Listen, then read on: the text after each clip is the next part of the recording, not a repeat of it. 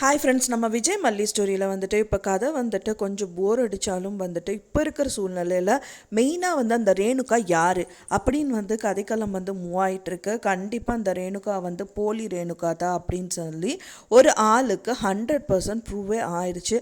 But ஆனால் அது நிரூபணம் பண்ணுறதுக்கு அவங்கக்கிட்ட எந்த ஒரு சாட்சியோ அத்தாட்சியோ எதுவுமே கிடையாது. ஸோ அதுக்காக தான் வந்து போராடிட்டு இருக்காரு அப்படின்னே சொல்லலாம். ஸோ அது யாருன்னு பார்த்தீங்கன்னா நம்ம மனோகர் சார் தான். இப்போ அவர் தான் வந்துட்டு ரொம்ப தீவிரமாக வந்துட்டு அந்த ரேணுகா இல்லை அப்படிங்கிற மனசளவில் இருந்தாலும் அவர் வந்து அவர்கிட்ட, அதாவது விஜய்கிட்ட வந்து காமிக்கணும் அப்படின்னா ஏதோ ப்ரூஃப் இருந்தால் மட்டும்தான் அது வந்து நம்புவார்.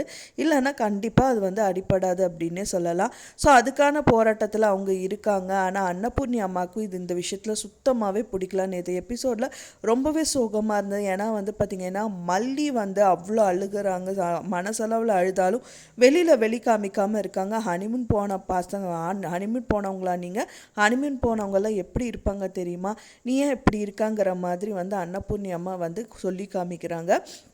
என்னதான் ஆனாலும் கடைசியில் வந்து அந்த கண்ணாடி சில்லெல்லாம் எடுத்துகிட்டு அந்த முரத்தில் எடுத்துகிட்டு கொண்டு போய் கொட்ட போகிறாங்க. ஸோ இந்த மாதிரி விஷயங்கள் எல்லாமே நடக்குது. ஒரு பக்கம் வந்து வெண்பா பாப்பாவுக்கு வந்து சுத்தமாகவே பிடிக்கல. ஏன்னா என்ன தப்பு என்ன ஏதாவதுனாலும் சொல்வீங்க, ஆனால் அவங்கள ஏன் சொல்ல மாட்டேங்கிறீங்க, யாருமே கேட்க மாட்டேங்கிறாங்க அப்படிங்கிற ஒரு சோகத்தில் அந்த குழந்தை இருக்கு.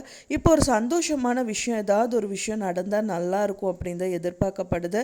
ஏன்னா இப்போ மல்லி வந்து கன்சீவ் ஆகிட்டாங்க அப்படின்னா கண்டிப்பாக அதை விட சந்தோஷம் வேறு எதுவுமே இல்லை. அவங்களுக்கும் நிரந்தரமான சந்தோஷம் அப்படின்னு பார்த்தீங்கன்னா அவங்க குழந்தை தான். வெண்பா குட்டியும் வந்து சாதாரணமாக கிடையாது. அவங்களும் வந்துட்டு குழந்தையாக தான் அவங்க நினச்சிட்டு இருக்காங்க. முதல் குழந்தை, ரெண்டாவது குழந்தை அதுதான் அப்படிங்கிற மாதிரி தான் இருக்கும். ஸோ அந்த மாதிரி ஏதாவது பாசிபிலிட்டியான சீன்ஸ் ஏதாவது காமிச்சா கூட நல்லா இருக்கும்.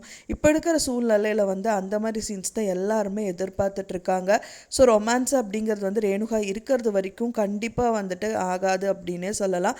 ஏன்னா வந்து பார்த்திங்கன்னா மல்லியே விலகி போகிறாங்க. ஆனால் விஜயும் அந்த அளவுக்கு வந்துட்டு மல்லிகிட்ட ரொம்ப நெருக்கமாலாம் வந்து பேசுறதோ பண்ணுறது அப்படிங்கிற மாதிரியெல்லாம் ஒன்றுமே கிடையாது.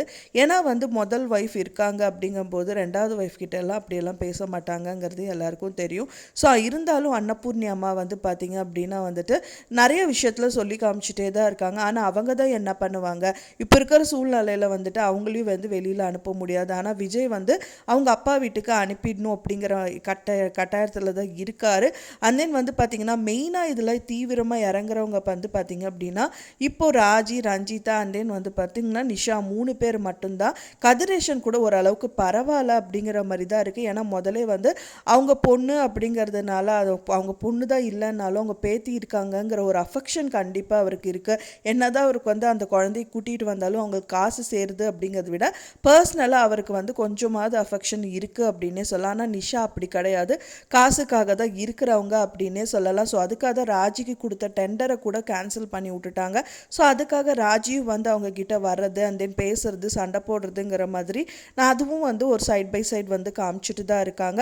ஸோ இதுக்கான சொல்யூஷன் மெயினாக வந்து அது வந்து அவங்க இல்லை அப்படின்னு, அதாவது அவங்களோட ஃபஸ்ட்டு ஒய்ஃப் இல்லை, ரேணுகா இல்லை அப்படிங்கிறதுக்கான ப்ரூஃப் பண்ணால் மட்டும்தான் இதுக்கான சொல்யூஷன் அண்ட் பழையபடியான எல்லாமே வந்து துளிர் விடும் அப்படின்னு சொல்லலாம். ஸோ நீங்கள் என்ன எதிர்பார்க்குறீங்க அப்படின்னு சொல்லிட்டு உங்களோட கருத்துக்களை மறக்காமல் எனக்கு கமெண்டில் ஷேர் பண்ணுங்கள்.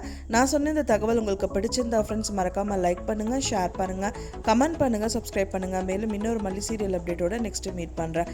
தேங்க்ஸ் ஃபார் வாட்சிங் மை டியர் ஃப்ரெண்ட்ஸ். நெக்ஸ்ட் வீடியோவில் பார்க்கலாம்.